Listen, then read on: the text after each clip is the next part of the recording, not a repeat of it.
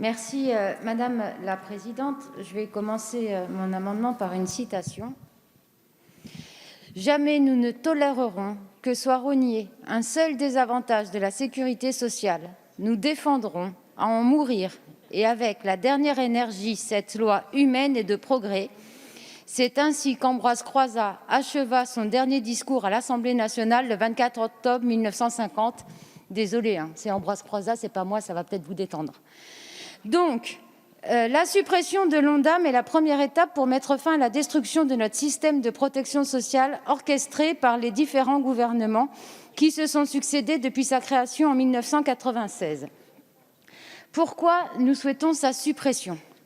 Tout simplement, et nous l'avons vu, et il n'y a pas que pendant une crise pandémique. J'ai essayé de vous le prouver, de vous le justifier, de vous l'argumenter pendant 4 ans.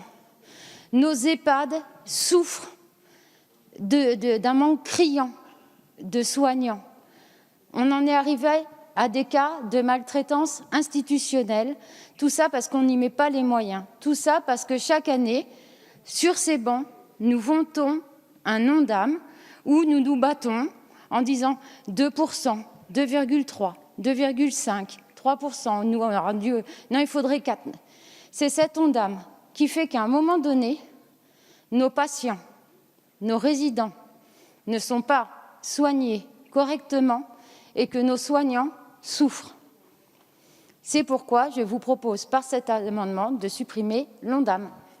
Merci. Monsieur le rapporteur. Oui, Madame Fiat, quand vous avez froid, vous vous réchauffez. Quand vous avez chaud, vous essayez de vous rafraîchir. À aucun moment, vous cassez le thermomètre.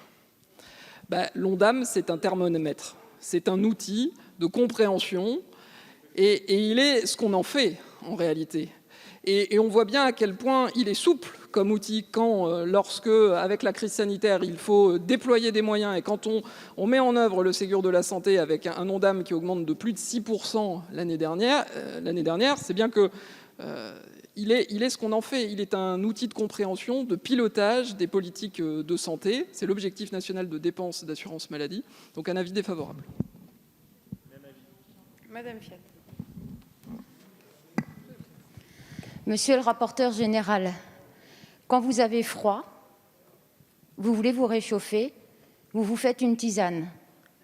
Sauf que si on vous coupe l'électricité pour la bouilloire ou qu'on vous coupe le gaz pour vous chauffer l'eau, vous avez du mal de vous faire la tisane.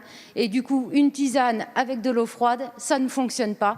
C'est ce qu'est l'ONDAM avec nos hôpitaux, avec nos établissements de santé.